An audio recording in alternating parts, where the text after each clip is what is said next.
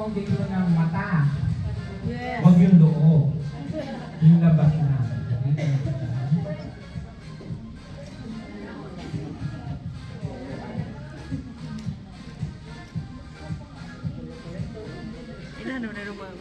So guys, dito naman sa eyes, napansin niyo, sinuwipe ko siya.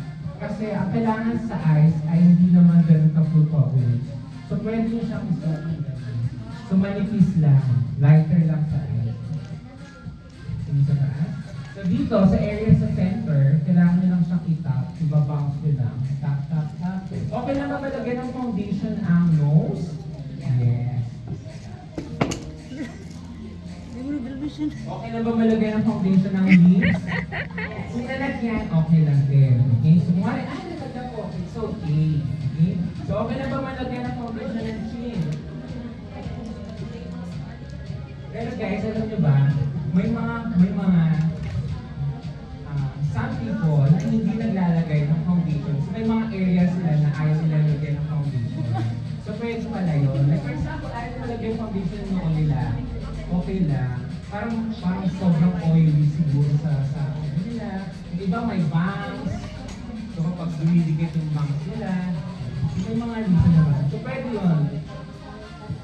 Preference nyo yan pag sa kung ano gusto nyo, saan area na lalagyan nyo? Ang sa taas. So kung hindi nyo nalagyan yung forehead nyo, powder pa lang lalagyan nyo.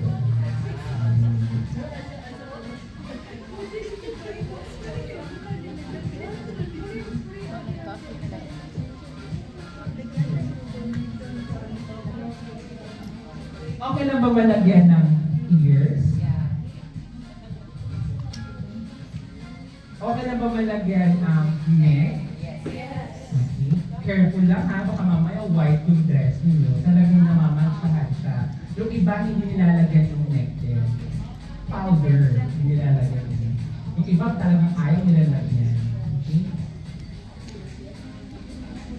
So guys, dito pag sa neck naman, yan. Yung pag-tap ng inyong sponge, pwede naman siyang swiping.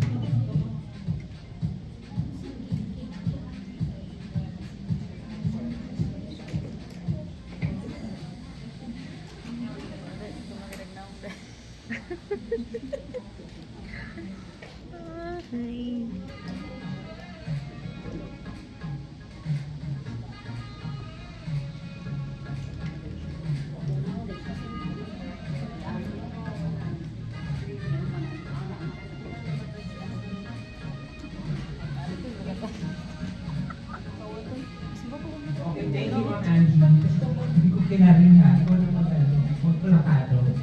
Naturo pa ng maayos sa paglagay ng foundation. Okay, so apply nyo siya ngayon. So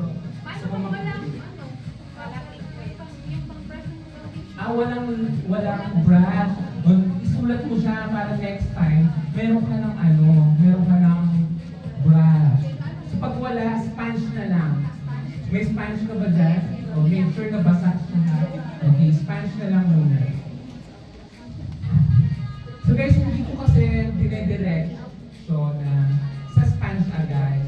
Mas maganda kasi talaga, meron kayong applicator. Okay? Kasi kapag sponge, nasiksik na naman ang sponge.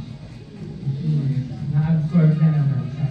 Lahat ng foundation na punta lang dito. Angelique, perfect mo na lang kayo. Hindi ko masyadong pinag.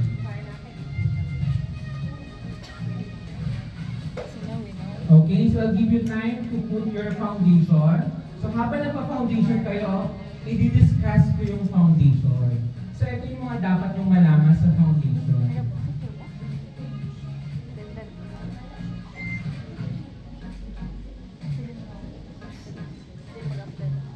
Gusto niyo ba tumabi ka naman ba? Para nakikita. Okay. Okay lang ba mang ba?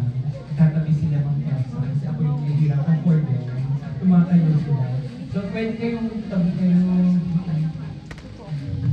Oh, you can move your feet. Oo, pwede ba? So, kasi nakikita ko kasi sila parang nahihirapan sila.